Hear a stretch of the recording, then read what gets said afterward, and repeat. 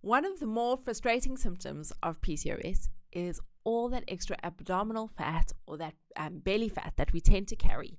In spite of how much we weigh, we may have a normal BMI and be relatively lean everywhere else in our body, and yet we still struggle with the tyre. So in this video, we're going to talk about the things that you can do to manage belly fat in PCOS.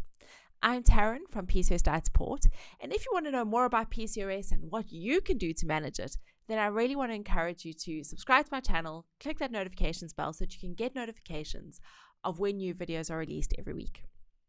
Right, now when we're talking about belly fat, we are going to be asking what causes belly fat in PCOS. Now, as I said, you may be lean everywhere else. You may have a lean face, lean arms, lean legs, but you still carry that weight around your belly. Now, you might be asking, what is it about PCOS in particular that causes us to carry around the belly fat? And I'm very glad you asked. That is a great question and something we really need to consider.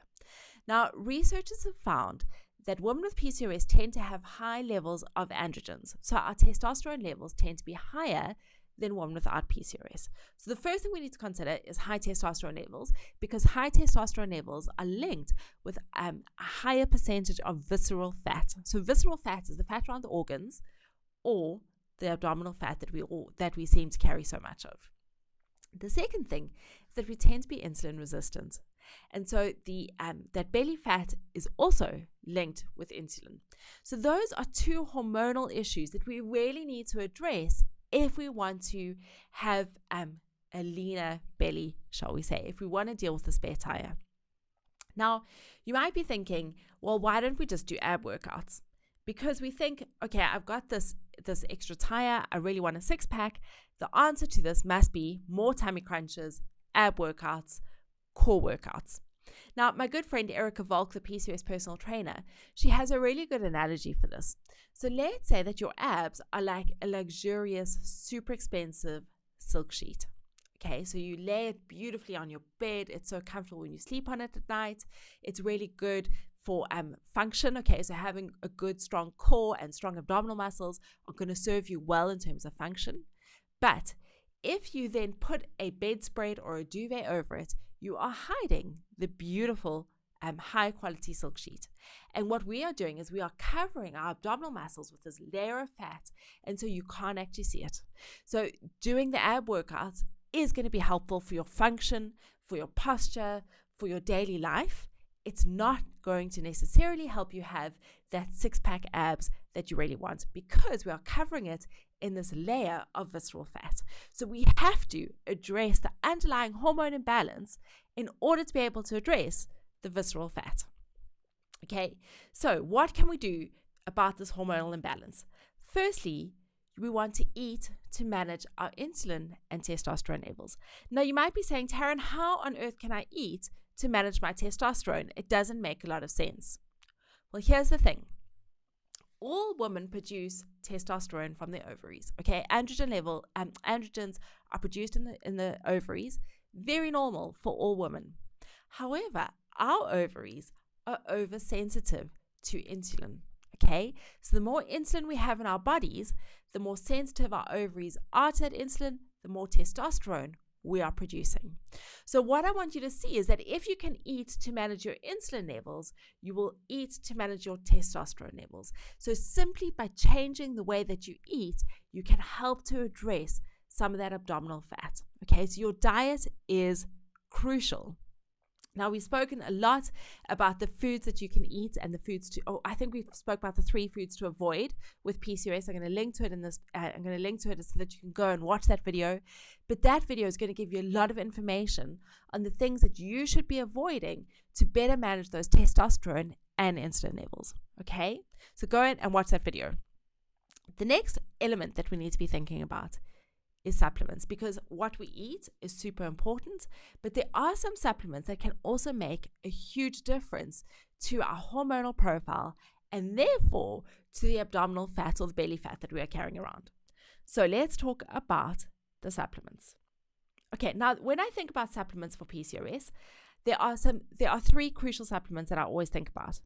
The first one, and again I've done a video on this that I'm going to link to, is inositol, okay, and the huge benefits that inositol has for women with PCOS. So some of the benefits include lower testosterone levels. Yes, please. Lower testosterone levels equals less belly fat. Improved insulin sensitivity. Again, we are addressing those underlying hormones by taking an inositol.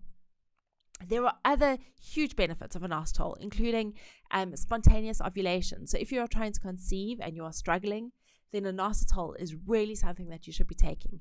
It improves other hormones, not just testosterone and insulin, things like sex hormone binding globulin. It affects luteinizing hormone. All the hormones that are affected by PCOS can really be improved by taking an inositol. So that's the first supplement that I really want to recommend you take. The next supplement that we really need to consider is omega-3. Okay, now omega-3 is an essential fatty acid. It has been shown to have huge benefits for women with PCOS. It helps to deal with inflammation, and the more inflamed you are, the more insulin resistant you are. So by managing inflammation, you are also dealing with insulin resistance. And the other thing is that it's been shown to lower testosterone levels in women with PCOS. So I really want to encourage you to be taking a high quality omega-3 supplement. So we've spoken about inositol, we've spoken about omega-3. The final piece of the puzzle in terms of vitamins is vitamin D. Okay, vitamin D, the research shows that 85% of us are deficient in vitamin D. So if you are not taking a vitamin D supplement, I really want to encourage you to look into vitamin D and the benefits of vitamin D for women with PCOS. So those three supplements, inositol, omega-3, and vitamin D, are going to help address the underlying hormone imbalance that is causing the belly fat. Okay, so we've spoken about the diet, we've spoken about supplements. The final piece of that puzzle is talking about weight training. Okay, now all exercise is going to be beneficial for women with PCOS. It's important to get your body moving.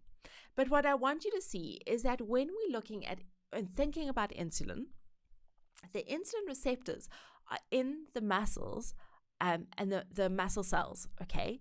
So the more muscle cells you have, the more insulin receptors you will have. The more insulin receptors you have, the more sensitive you will be to insulin, okay? So exercise is another really, really good way of lowering insulin levels and testosterone levels in women with PCOS. Now, you might be asking about a specific ab workout or a PCOS-friendly workout to help you deal with the belly fat that is associated with PCOS. I really want to encourage you. I'm going to put a link in the description below to an article directly on PCOS diet support where Erica Volk, the PCOS personal trainer, has put together this thorough 25-minute workout that you can do from home with very little equipment. So have a look in the description below, click on that link, and go and check out that workout from Erica Volk.